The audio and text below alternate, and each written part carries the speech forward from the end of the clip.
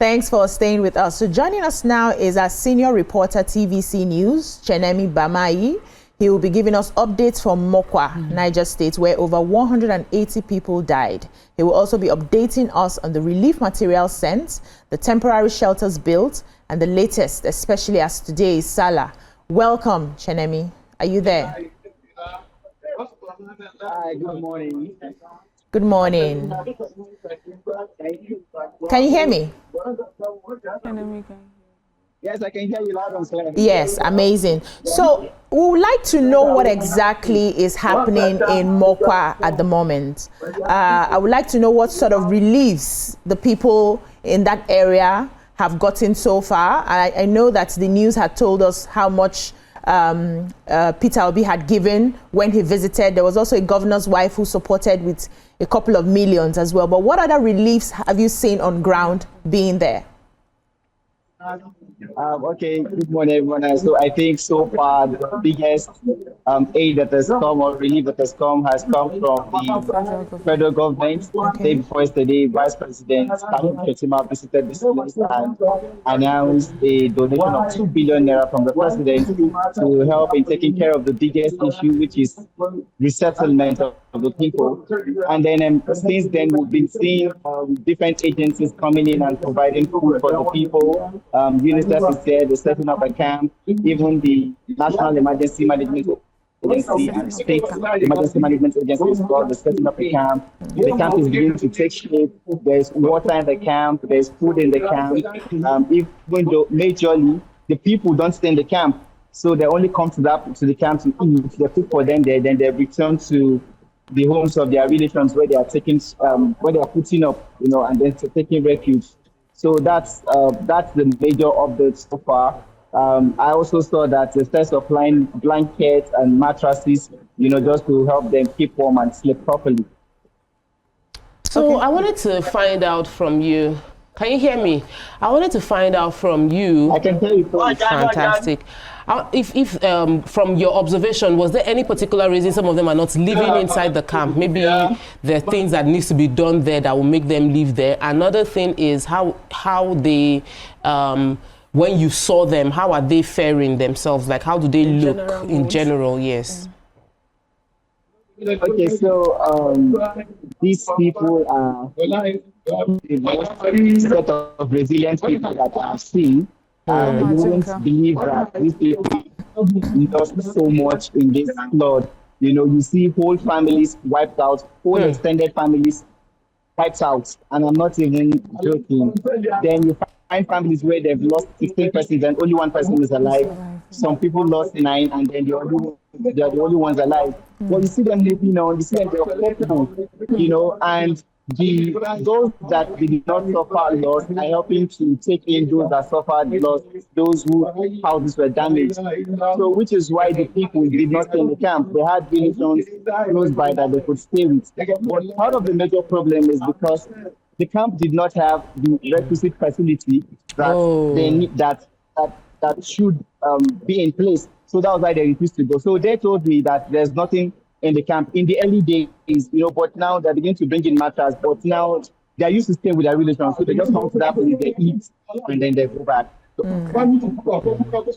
Okay, so can you hear me?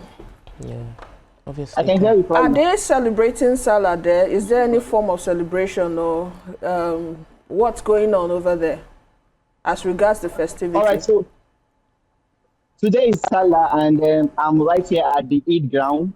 Where you have this, where you have the Eid prayers, and the people are just finished praying.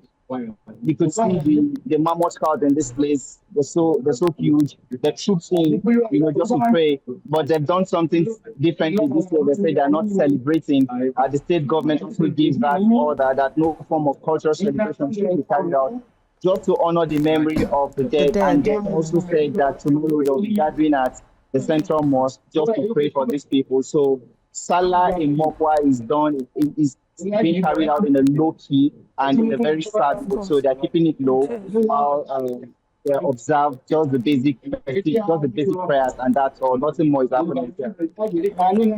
Yeah, may God continue to comfort them. Amen. But I would like to know, because you are there, you know, sometimes we read the papers, we hear this large amounts of money that has been, you know, sent over to them.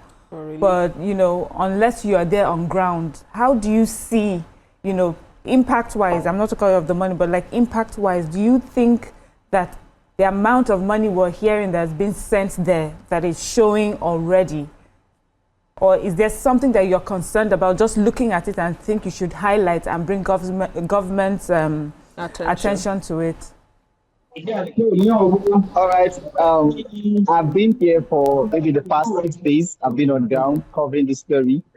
And the early days, I've talked about how aid was not coming in and how the relief response was not so swift. But after a few things turned around, and which is what they're experiencing right now, that aid is now coming in. Okay. But when it comes to monies, I don't think the monies have been spent yet, because we're hearing some very good donations coming from people. There are people that the governor's wife, for example, donated 50 million naira. Some other people gave those kind of monies. You know, I believe that they are trying to put in those funds together to work into resettling the people. That's what I believe. So I expect that in the coming week, proper arrangements should be marshaled out, or proper plans should be put on ground for resettling them and just building a place for them. So I expect that probably that's what they're putting the money together for. But for aid is beginning to come. But I don't know how long the aid that we have so far, how long it can sustain these people. Yeah, so before I let you go, Chenemi, what's the atmosphere right now? Is there like a feeling of hope or more of despair in that area? Like I said, these people are resilient. I mean, last night, I went to interview some of them. I needed to see where they are putting up right now, where they're sleeping. Okay. And then, I mean, I spoke to a young man that was just 10 months old in marriage. He lost his wife in the flood. So his wife put to bed just a couple of days. I mean, she went to her mother's house to put to bed, then she returned home. And the very next day that she returned, the flood happened. He lost his wife, he lost his baby, he lost his mother. You know, and the guy was talking to me. But you could see the resilient spirit in them. They're not giving up. They're just saying, look, we want to get back to life. Whatever it is that people can help us with, especially the government, resettle us and let us continue with life. I know that probably maybe the reality has not set in very well right now, but I know that these people need a lot of psychosocial support, you know, and I think it's not something that we should joke with. I spoke to a young girl that just put to bed. She came back home to put to bed. You know how ladies do? She came back home to put to bed. She doesn't live here. And the flood happened and her newborn baby was swept away. In fact, she's still at the hospital right now. You know, she's still at the hospital because her body has not, I mean, she just put to bed. You know, so that's what these people are going through. And it will be an understatement to say that these people need every support that they can get. I think relief agencies should learn to send maybe therapists or something to just come into this place and speak to these people and help their mental health as well. This is really, really Thank you so much.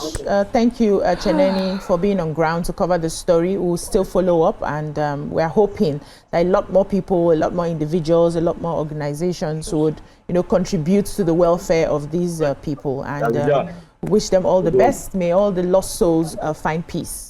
Thank you so much. We have to let you go now. That's all we can take on this segment. When we come back, we'll move on to the stories for today. Stay with us.